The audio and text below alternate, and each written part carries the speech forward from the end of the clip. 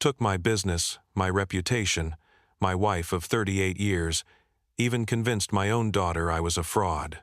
My name is Robert Hayes, and at 62 years old, I thought I knew exactly who I was. Turns out, I'd been living someone else's life. I built Hayes Consulting from nothing, started in my garage in 1989 with a fax machine and a dream. By 2023, we were the top financial advisory firm in the Pacific Northwest. Offices in Seattle, Portland, and Vancouver. 200 employees. Fortune 500 clients. The American dream, right? My business partner, Derek Millhouse, joined me in 1995. Sharp kid, fresh MBA from Wharton. I saw potential in him, treated him like the son I never had. Taught him everything I knew about wealth management, client relations, market analysis. By 2015, I made him equal partner, 50-50 split. My wife Patricia seemed happy, or so I thought. We'd met at the University of Washington in 1982. She was pre-law, I was business admin. Got married the year I started the company. Our daughter Emily came along in 1990. Patricia practiced family law for a while, then became a full-time mother when Em was born. The cracks started showing in 2022. Small things at first. Patricia working late at her book club. Derek taking more business trips than necessary. Client meetings that didn't appear on the calendar. I'm not stupid. I suspected an affair. But when you're married nearly 4 decades, you convince yourself you're paranoid. Then came the March morning that changed everything. I walked into our downtown Seattle office at 6:30. I've always been an early riser. The lights were already on in the conference room. Through the glass walls I saw Derek and Patricia. Together, standing close. His hand on her shoulder, her laptop open, displaying our company's financial records. I opened the door. They jumped apart like teenagers caught making out. Robert, Patricia's face went white. What are you doing here so early? This is my company, I said slowly. The question is, what are you doing here? Derek cleared his throat. Bob, we need to talk. There are some concerns about your recent decisions. Concerns? Your judgment, Patricia said quietly. You've been making mistakes. The Thornton account? You advised them to invest in companies that tanked. They lost $4 million. My stomach dropped. That's impossible. I never handled the Thornton account. You did, Derek. The emails say otherwise. He pulled out printouts. My name, my signature, recommending investments I'd never heard of. This is forgery, I whispered. The board of directors doesn't think so, Derek said. We called an emergency meeting. They voted this morning. You're out, Bob. Effective immediately. You can't do this. I founded this company. And you'll receive a fair severance package, Patricia said, her voice cold, professional, like she was talking to a stranger. But given the Thornton situation and 3 other clients threatening lawsuits, the board felt it necessary to remove you before you cause more damage. Other clients? What other clients? Derek handed me a folder. More emails, more recommendations I never made, all with my digital signature. 5 clients, total losses exceeding $18 million. This is fraud, I said. You forged these. Prove it, Derek smiled. Not friendly. Predatory. Your passwords, your signature, your email server. The forensic analysis shows these originated from your office computer. I looked at Patricia. 38 years. You're part of this? She couldn't meet my eyes.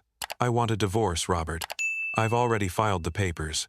That's when I understood. This wasn't just about the company. This was about everything. The divorce was brutal.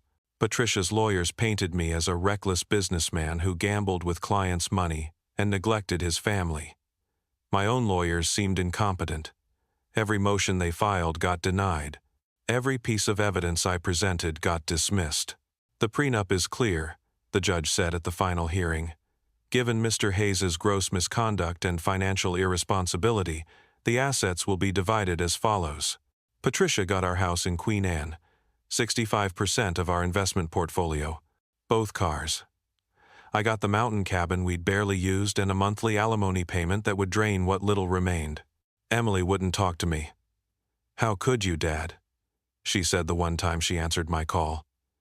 You lost those people's life savings. And Mom said you were never there for us. Always at the office. That's not true. I was at every soccer game, every piano recital. Were you? Or are those false memories too? Just like your fake financial advice. She hung up, blocked my number. The legal bills buried me. The cabin had to be sold. I moved into a studio apartment in Tacoma. My old Volvo became my most valuable possession. At 62, I was starting over with nothing. The chest pains started in September 2023. Sharp, radiating down my left arm. I ignored them for 2 weeks. Pride, mostly. Couldn't afford the hospital bills. No insurance after losing the company. But when I collapsed in a Safeway parking lot, I didn't have a choice. I woke up in Tacoma General Hospital's cardiac unit. Tubes everywhere. Machines beeping.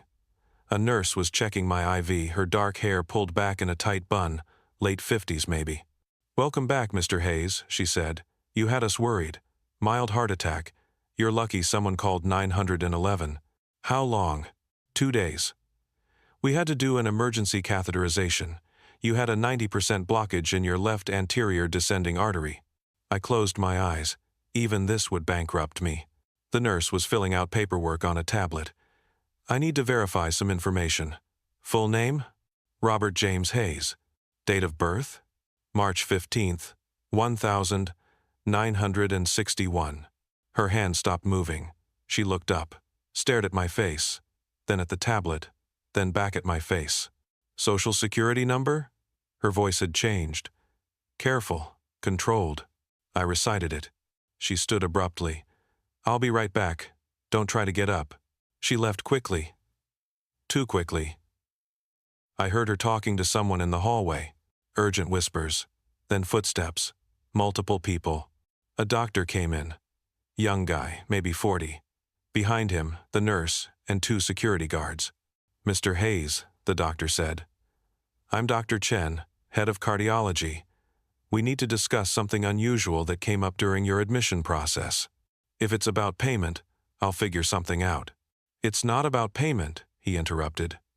"When we ran your information through our system, something flagged. Your Social Security number is registered to someone who was reported deceased in 1988. The room tilted. "That's impossible. We thought it was a clerical error," Dr. Chen continued. "But then Nurse Morrison recognized you. She's worked in Tacoma for 35 years. She was here the night you were brought in." "I've never been to this hospital before," I said. "Not as Robert Hayes." Nurse Morrison stepped forward. "But I never forget a face. The scar on your left eyebrow. The shape of your ears. You're identical to the teenage boy they brought in December 1987, hit by a drunk driver. Critical condition. He was here for 2 months. I don't know what you're talking about." "His name was Christopher Brennan," she said quietly.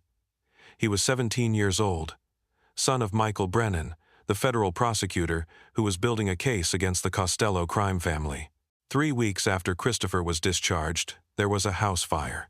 Michael, his wife Sarah, and Christopher all died. That's what the newspapers said." My heart monitor started beeping faster. "But I saw you," Nurse Morrison continued. "Before the fire. 2 men in suits came, said they were FBI. They took Christopher out of here in a wheelchair at 3 in the morning. Said it was for his protection. Witness protection. I was just a young nurse. I didn't ask questions, but I never forgot his face." "This is crazy," I whispered. "Doctor." Chen pulled up something on his tablet.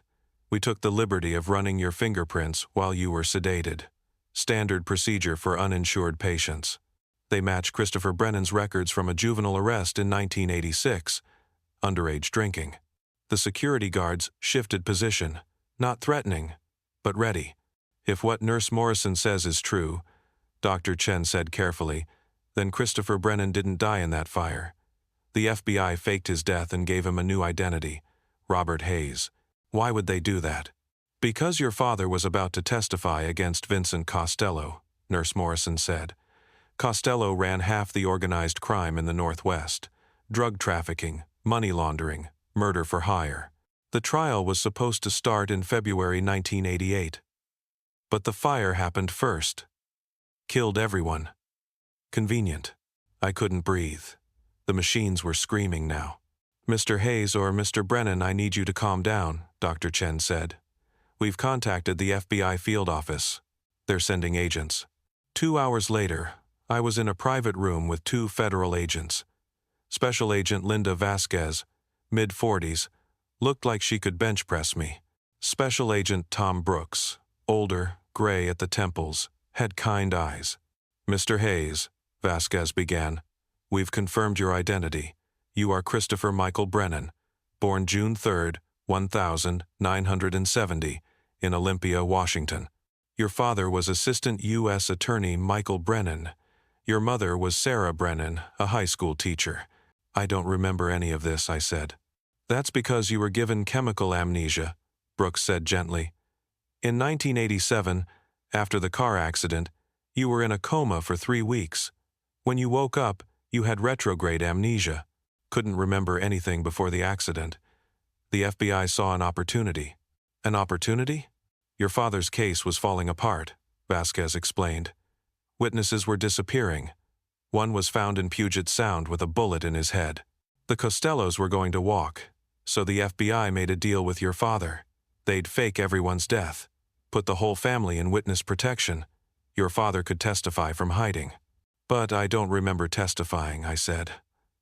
"I don't remember my father." Brooks pulled out a thick file. "Because the plan went wrong. Your father did testify, in closed session in March 1988. Vincent Costello was convicted, got life without parole, but someone leaked information about the witness protection program. We don't know who. Could have been someone in the FBI, could have been a court clerk. But the Costellos found out the Brennan family was alive. So what happened? We had to act fast," Vasquez said. "Your parents were moved to a secure location in Alaska. Different identities, but you were a problem. You were 18 by then. Legal adult, angry, confused. You kept trying to recover your memories. You were a security risk. So they abandoned me? They gave you a choice," Brooks said quietly. "Accept permanent relocation with full amnesia, or risk the family's safety by continuing to dig into your past. You chose to forget.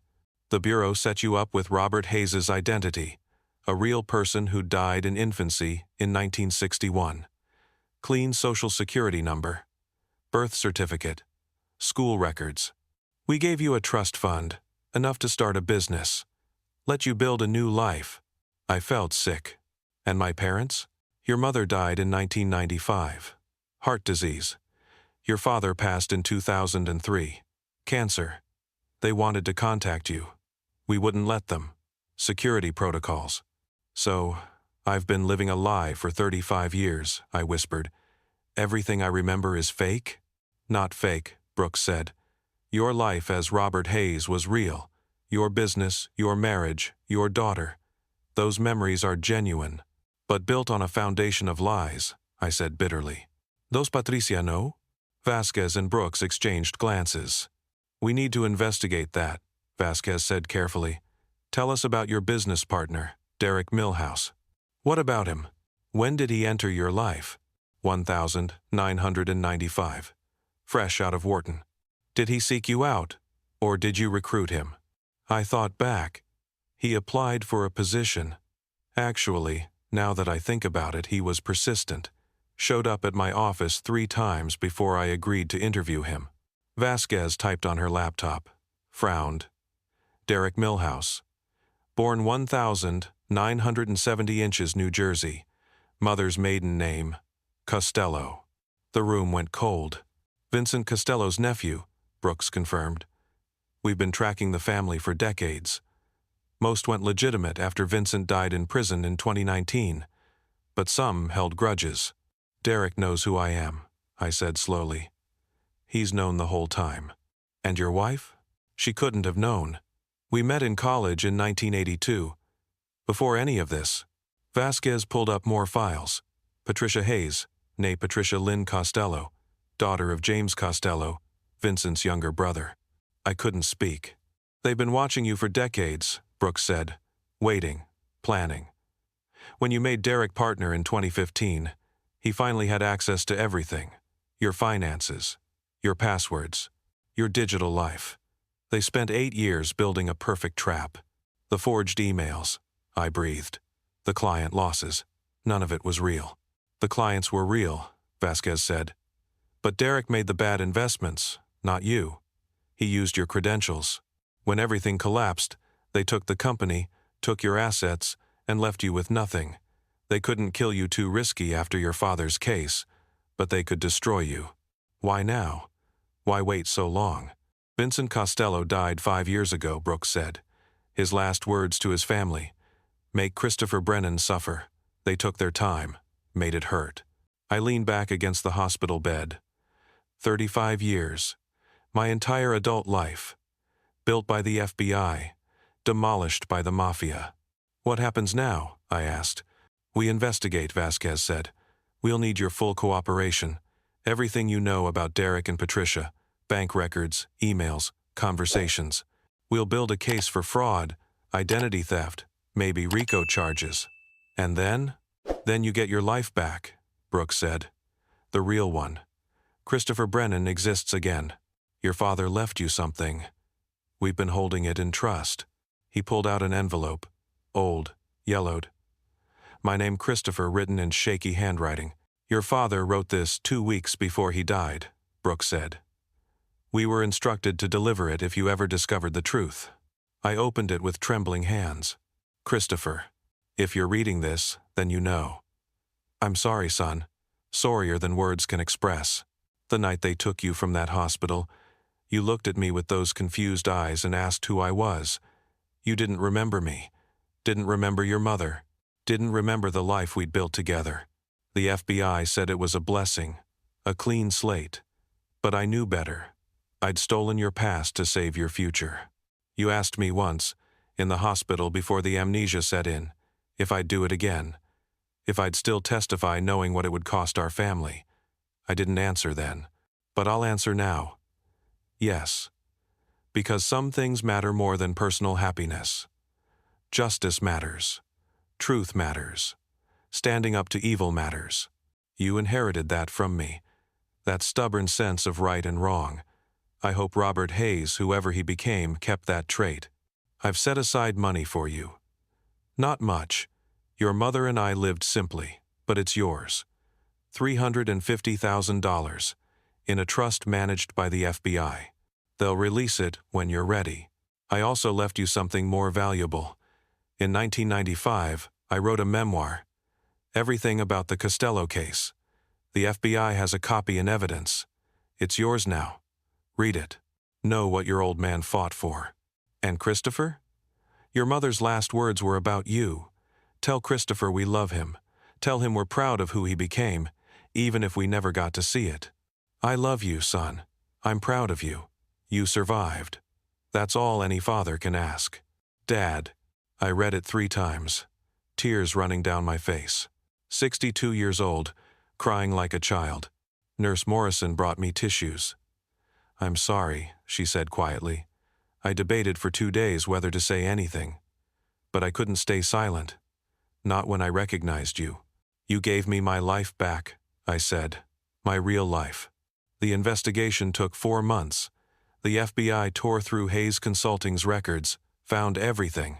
Derek had created an elaborate scheme, false investment accounts, forged client communications, offshore transfers. He'd stolen over $30 million, not 18. Patricia had helped, used her legal background to forge documents, manipulate court proceedings during the divorce. They arrested them both in January 2024. Front page of the Seattle Times. Elaborate fraud scheme linked to organized crime family. Emily called me the day the story broke. Dad? Her voice was small, broken. Is it true? The article says. It says you're someone else. That Mom and Uncle Derek. It's true, Em, I said. But I'm still your father. That part was always real. I don't understand. Your name isn't even Robert? It's complicated. Can we meet? I'll explain everything. We met at a coffee shop in Bellingham, neutral territory. She brought her husband, Marcus, and their 2 kids. My grandchildren I'd barely met since the divorce. I told her everything.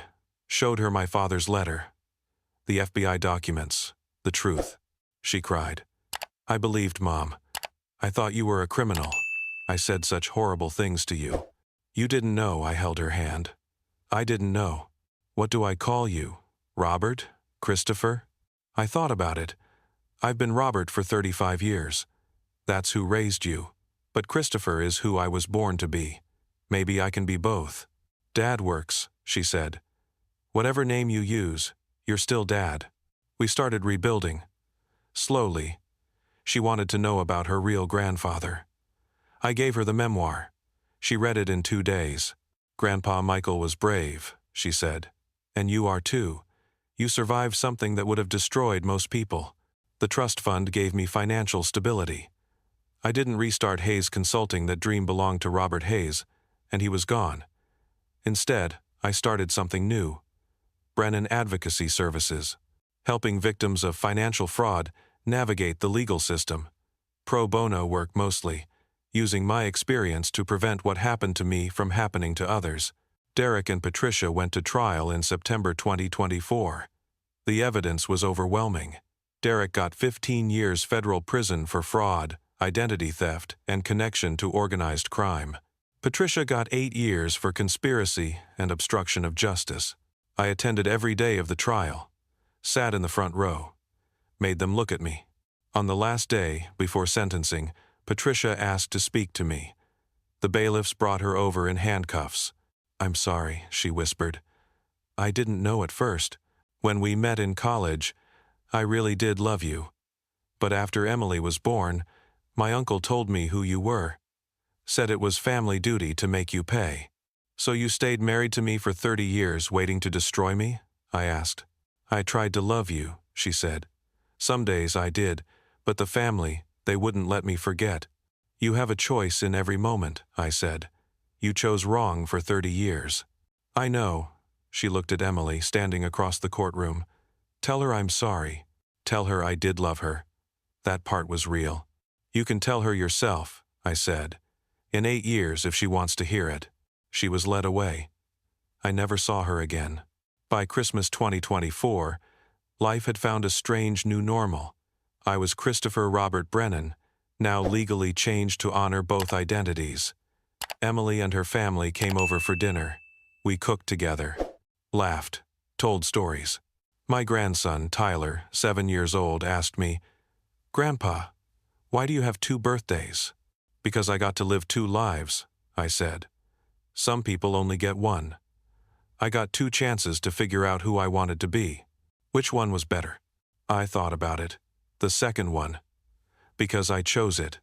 The first life was chosen for me. But this one? This is mine. Emily hugged me. I'm proud of you, Dad. For fighting back. For not giving up. Your grandfather taught me that, I said. Never give up, even when they take everything, especially then. In March 2025, I turned 63 years old. Or 54, if you counted from when Christopher Brennan was reborn in 1988. Age doesn't matter much when you've died and come back twice. I spoke at a financial fraud survivors conference in Portland. Told my story. The room was silent when I finished. A woman approached me afterward. Mid-50s, tears in her eyes. My husband embezzled our savings, she said. I thought my life was over. But you lost everything and built it back. Twice. If you can do that, maybe I can too. You can, I told her. You're stronger than you know. We all are. That's when I understood what my father meant in his letter. Some things matter more than personal happiness, justice, truth, standing up to evil. And standing back up after evil knocks you down. I drive past my old office building sometimes. Hayes Consulting is gone now. New company moved in. The sign that used to bear my name was replaced. But I don't feel sad. Robert Hayes was a good man who built something meaningful. Christopher Brennan is a better man who rebuilt it after it burned down. They took my business, they took my marriage, they took my identity. They thought they'd taken my dignity. But here's what they didn't understand. You can't destroy someone who's already been remade once. The FBI gave me a new life in 1988. I gave myself another in 2024. I'm the businessman who was erased, the son who found his father's legacy, the survivor who refused to stay broken, the grandfather who gets to watch his grandchildren grow up. My name is Christopher Robert Brennan, and this is my second resurrection. The people who tried to bury you don't know that sometimes being buried is just the first step to rising from the ground stronger. Sometimes the worst thing that happens to you is the universe clearing space for who you were always meant to become. I was born Christopher Brennan in 1970. I became Robert Hayes in 1988. And in 2024, at 62 years old, I finally became myself. That's not the end of a life. That's the beginning of the real one.